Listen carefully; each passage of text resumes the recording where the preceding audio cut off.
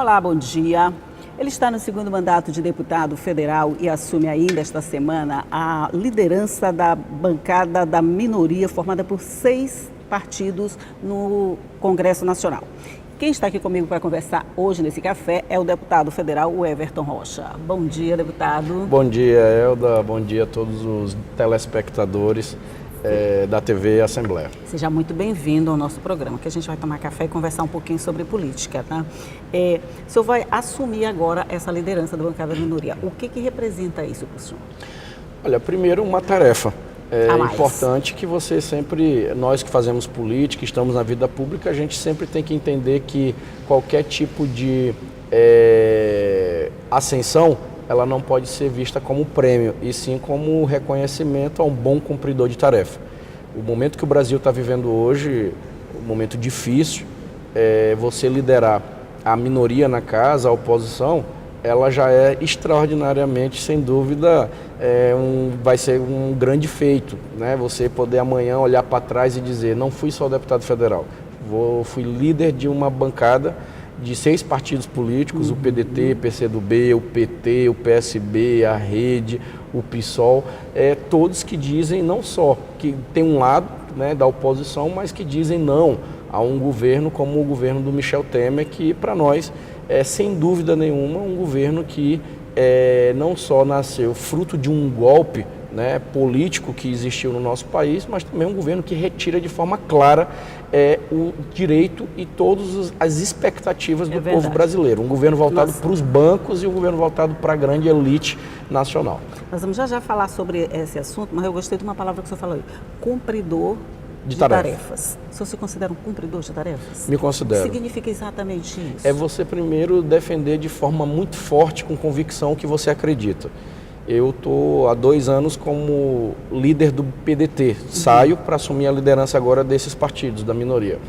E eu me lembro, por exemplo, um exemplo concreto que você está me perguntando, no impeachment da presidente Dilma. 70% do Brasil queria o impeachment dela. E eu te recebi a tarefa de dizer para o povo brasileiro que aquilo era um golpe. Né? E tive a coragem de enfrentar essa maioria que naquele momento achava que a melhor solução era botar, por exemplo, um Michel Temer na presidência. E a gente anunciou antes que aquilo ali era o fruto, né, de uma organização criminosa, tanto que os líderes dela estão todos presos e outros estão morrendo de medo de acabar o mandato do Temer porque sabem que vão ser presos também. Pois é, mas essa situação não é assim muito delicada, vamos dizer assim, essa de dizer não quando todo mundo está dizendo sim. O senhor está no segundo mandato, mas o senhor ainda é muito jovem, apesar de estar militando desde 16 anos, né? Não fica... De vez em quando pega uma saia justa? Pega. De vez em quando você pega a saia justa e aí você tem que ter essa convicção da tarefa que você está cumprindo. Por quê? Porque quando você sabe que você está cumprindo uma tarefa para mostrar, às vezes, para essa maioria de que você está lutando por ela, isso é importante. E qual é a maioria? Não é a maioria que fala, não é da minoria que se acha a maioria que decide e fala pelas pessoas. Elda, se você parar... Nós temos aí 220 milhões de brasileiros, mais de 200 milhões de brasileiros. Se você pegar hoje um recorte dessa questão, dessa maioria, nós temos aí 6 brasileiros hoje, que são os mais ricos, os 6 mais ricos do Brasil. A fortuna deles representa a metade do povo brasileiro do que eles recebem. Você está falando aí de, na economia ativa, nós estamos falando aí de cerca de 30 milhões de pessoas. Tudo que elas têm, 6 têm a mesma coisa. Então, não dá para você simplesmente, às vezes, chegar para um grande meio de comunicação, que detém as grandes audiências por conta das suas novelas e outros entretenimentos que, às vezes, não é entretenimento, e sim fábricas de desconstruir família, né? Fábricas de levar, de verdade, não cultura, mas sim modinhas que a gente sabe que na verdade não ajudam em nada. É verdade, modismo, verdade. Eles criam os modismos que na verdade não ajudam em nada. Então aí você vai ver, essas pessoas, elas dizem assim, não, hoje o melhor candidato é o Luciano Huck, e aí eles vão lá e dizem que é ele. Não, hoje é o Everton, hoje é a Elda. Não dá para ser assim. Então, quando eu digo tarefa, é a convicção primeiro. Nós temos um programa. eu sou muito leal a um programa. Por que eu sou do PDT a vida toda? Porque eu tenho um estatuto, eu tenho um partido, a gente discute ideias, não pessoas. Então, assim, o nosso partido é um partido claro. O Brizola, ele dizia lá atrás, na dúvida, Helder, fique do lado do povo. Então, assim, o meu partido é um partido que, quando entra uma matéria que fala em tirar direito do aposentado, é um partido claro que é contra direito, de retirar direitos. Por falar em tirar direitos, eu sou muito de frente nessas reformas, tanto a trabalhista quanto a previdenciária, que ficou agora um pouquinho de lado, mas que deve voltar. Quando coloca essas matérias em votação, em discussão primeiro, quando coloca em discussão, que começa essas coisas assim, você sabe que tem que ficar contra, mas ao mesmo tempo, se ficar contra, você pode perder votos. Como é que se comporta, como é que vocês se comportam lá dentro? Como é que dá para fazer essa negociação, esse jogo de cintura, atendendo os seus objetivos, o objetivo do seu eleitorado? E não frustrando o eleitor, né? Exatamente. Como é que vocês conseguem conciliar isso? Primeiro, porque eu costumo dizer que nós temos que cumprir um papel de líderes. O parlamentar, ele tem que ser o líder do processo, ele não pode ser o peão do processo. Há muita diferença, e eu desde cedo eu ouvia isso do Dr. Jackson Lago e eu levo isso à risca. Existe a opinião pública e existe a opinião publicada, né? Então, se você diferenciar isso, você vai entender que de manhã, quando, exemplo, um Bom Dia Brasil tenta me pautar, eu vou olhar que aquilo ali, a opinião não é do povo do Maranhão, é a opinião do Grupo Marinho.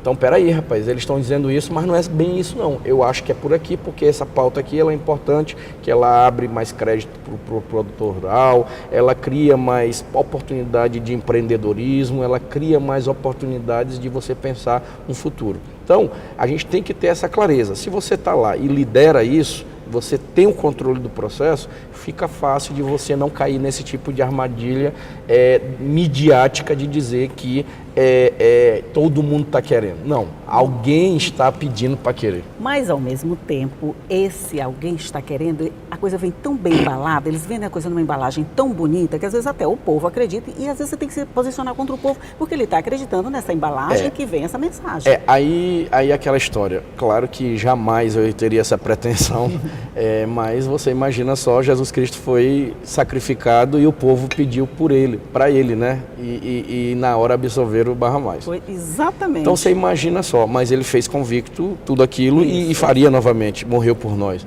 Não estou, volto a dizer, não teria essa pretensão. Sim, eu só estou dizendo que nós temos que ter convicção do que nós fazemos. Você imagina só, na hora do impeachment da Dilma, a gente tinha um bocado de batedor de panela. Tem muita gente ali me olhando agora na televisão dizendo, eu ajudei a bater panela. Eu ajudei a bater panela. E agora está com vergonha. Dizer, eita, pô, eu tirei um governo que nem ruim. Tem a panela, na verdade, né? Eu tirei um governo ruim e botei um quadrilheiro, botei um ruim, péssimo, que tira direito, que é ruim para o povo. Então, não tem. Olha, se você buscar a história, é só ir lá na internet, meus discursos da época, eu já dizia, o remédio para governo ruim é voto. Tá ruim, você vai votar e tira. Agora, se você instrumentalizar uma coisa chamada golpe, que aquele impeachment não existiu, né, ela caiu por uma tal de pedalada fiscal. Gente, entenda, pedalada. Inventaram até um nome novo, né? O grupo do Michel Temer, eles têm mala de dinheiro, eles têm apartamento de dinheiro, eles têm muito escândalo, é gravação, é coisa absurda. E aí tá lá, no poder. Sem pedalada, né? Mas nós vamos fazer um rápido intervalinho aqui nessa nossa conversa, mas a gente volta já para continuar conversando. É um minuto só e a gente volta logo.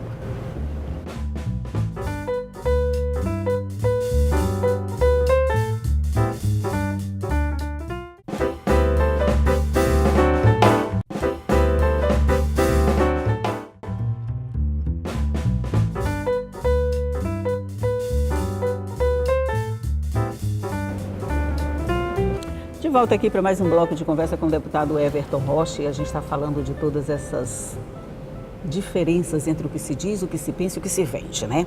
Mas por conta disso, vamos falar um pouquinho da reforma previdenciária. Ela foi deixada de lado agora, mas a gente sabe também que tem alguma coisa por trás para ela ter sido deixada de lado. Você acredita que após a eleição, dependendo dos resultados, ela volta com toda a força e com tudo isso que estava programado agora?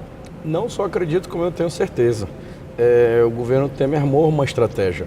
Sair de uma pauta ruim, entrar numa outra pauta que os marqueteiros disseram para ele que era boa e entrou na questão Que do combate ocupação de forma, do Rio de Janeiro, né? de forma direta na questão de uma das matérias mais importantes, uma das pautas mais importantes, que é a segurança pública. Isso. Então, a intervenção do Rio de Janeiro, ela, sem dúvida nenhuma, é uma grande jogada de marketing deles, que eles sabem que não vai resolver nada, pelo contrário, mas que a maioria da população é a favor. Né? Então foi uma pegadinha que eles jogaram na oposição. Né? Eu vi um artigo do Ricardo Capelli, ele foi fantástico nesse artigo. Ele diz assim: o Michel Temer descascou um abacaxi e jogou no nosso colo. Como é que a gente vai... Não, ele jogou um abacaxi no nosso colo. Como é que a gente vai descascar? Isso, né? Então foi isso. o que eles fizeram. Quer dizer, estão tentando descascar, né? Porque eles derrubam uma barricada hoje, os assaltantes levantam no outro dia, tá complicado, né? Mas essas jogadas de marketing, de alguma forma, elas não atrapalham esse trabalho que vocês tentam organizar dentro do plenário, mostrando não o caminho certo, mas o caminho mais provável, mais viável, que traria um bem-estar para a população, essa coisa toda. Essas jogadas assim, de marqueteiro mesmo, não atrapalham? Por isso que nós precisamos conversar. O combustível da política boa, correta, é conversar, é falar o que pensa. As pessoas precisam entender quais são os projetos que cada um defende. Exemplo, o Everton, você não quer discutir a reforma da Previdência? Eu tenho que discutir a Previdência. Você nunca vai ver uma fala minha dizer que jamais vamos discutir a Previdência. Tem que se discutir. Tem algumas distorções que precisam ser corrigidas, mas quando ela for feita de forma franca, de forma aberta e de forma honesta, coisa que o Michel Temer não quis fazer. Então, eu não tenho dúvida que no cenário que nós estamos, o meu partido, o PDT, ele está lançando um projeto para o Brasil. Nós temos um candidato presidenciável que é o Ciro Gomes. Por que o Ciro Gomes pode discutir a Previdência? Porque o Ciro Gomes, quando ele foi governador, ele tinha direito à aposentadoria e ele não quis.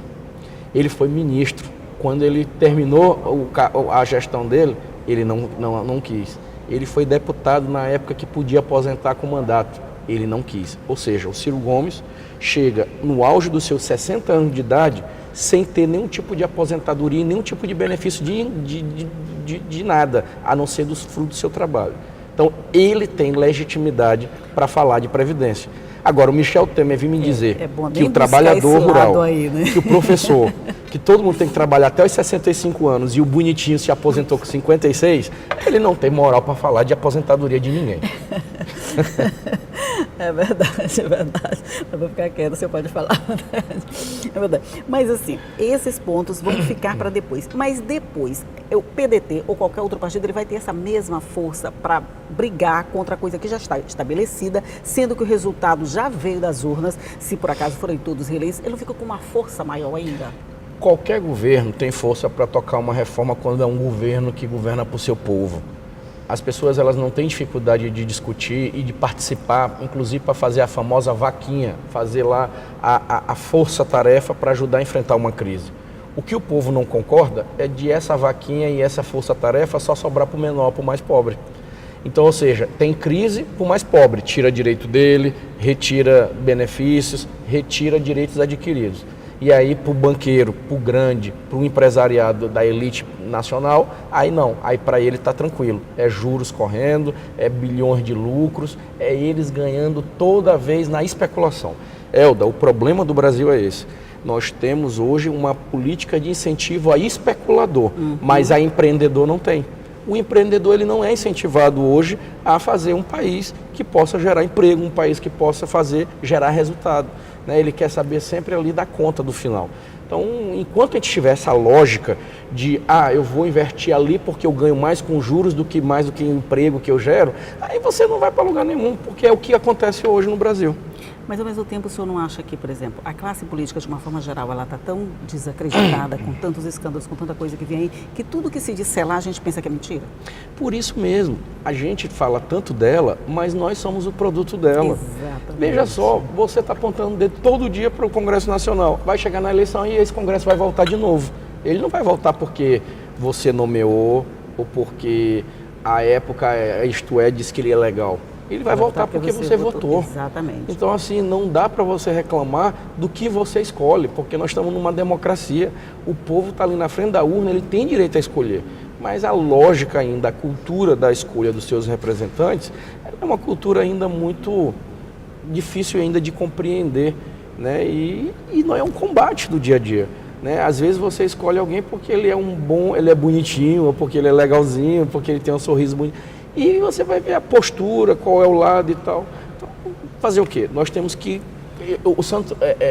há uma frase muito legal, Elda, que eu sempre lembro dela, para a gente sempre ter essa noção, dizer assim, o mal ele só vai prevalecer quando as pessoas do bem desistirem, né? Então você tem que ter sempre essa lógica de que você não pode desistir de defender o que você acredita. Ao mesmo tempo, com tanto escândalo, e cada vez que a gente se mexe tem um novo aparecendo, você acredita que o eleitorado ele pode sair um pouquinho mais, vamos dizer, mais depurado dessa situação toda, mais consciente do que ele quer, para depois não reclamar, o deputado está lá e fez isso assim, mas eu votei nesse deputado. Você acredita que a gente está passando por esse processo de conscientização e que ele já pode ser sentido nesse resultado agora? Pode. Hoje nós temos um instrumento, uma ferramenta chamada rede social. Isso.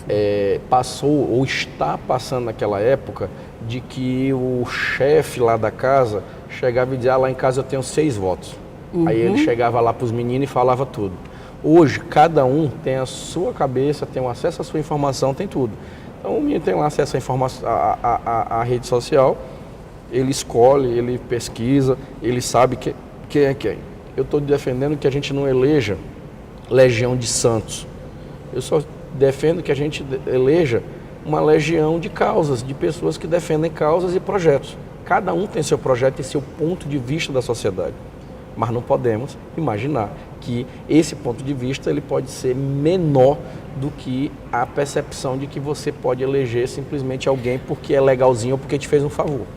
A juventude, de alguma forma, uma pesquisa aqui do TRE com o projeto Voto Jovem, quando eles iam para a escola, o Estou me relatando aqui, que os jovens estavam muito desencantados com a vontade de não participar de uma eleição por conta de desacreditar, por conta de ver que aquilo não ia para frente. E as redes sociais, de alguma forma, servem para influenciá-los ou, ao contrário, servem para desestimular à medida em que eles sabem tão rapidamente tudo o que acontece em qualquer canto do país? Essa resposta vai dar no próximo bloco, que eu vou fazer de novo um rápido intervalinho e eu volto já já. É só um minuto.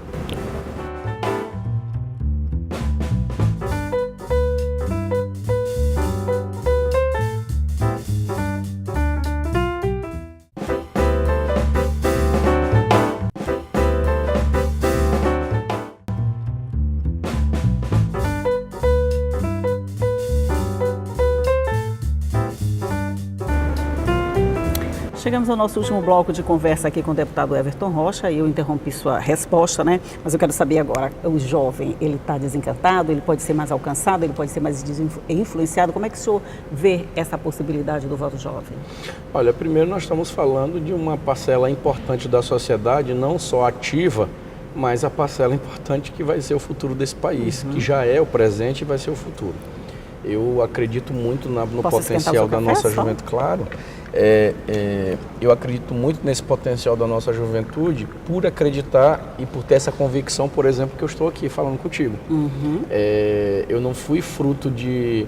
Muitos perguntam, vem cá, o Everton Rocha, tu é parente de algum Rocha político, do senador Roberto Rocha, não sei o que e tal? Eu não sou, né? Não sou parente de nenhum político, né? A minha família não tem tradição na política.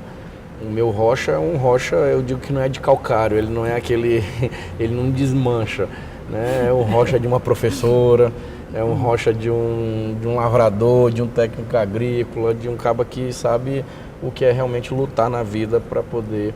Você começou com 16 anos, né? Você estava me falando, né? Dos 14 já estava no Grêmio estudantil, já fazendo Grêmio, já fazendo movimento de bairro, de juventude, de tudo.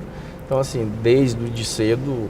Eu sempre adorei, eu sempre gostei. O pessoal diz, rapaz, você é um monstro para trabalhar, você está todo dia fazendo política de manhã, de tarde, de noite, de madrugada. Mas assim, quando você faz, quando você gosta, é a mesma coisa de você pegar um menino doido por bola, dar a bola para ele, que ele joga no asfalto, na travinha, ele está no sol quente. Quando a gente faz o que a gente gosta, a gente não se cansa. Não se cansa, pelo contrário. Você olha sempre como uma atividade prazerosa. Então a nossa juventude, ela foi... está sendo estimulada a não participar. Por quê? Porque quando ela não participa, dificilmente você ajuda a renovar. O jovem ele é mais sincero, tipo as mulheres. Aproveitar para a Semana Internacional das Mulheres, parabenizar todas vocês, né? A gente passou a semana importante das mulheres. Então, elas são sempre mais sinceras, são mais francas. Por isso que as mulheres têm que estar mais na política. Por isso que elas não têm só a questão do cuidado, que é importantíssimo, mas elas têm um olhar, né? Aquele olhar da mãe, aquele olhar da família, aquele olhar protetor, aquele olhar diferente de ver o mundo.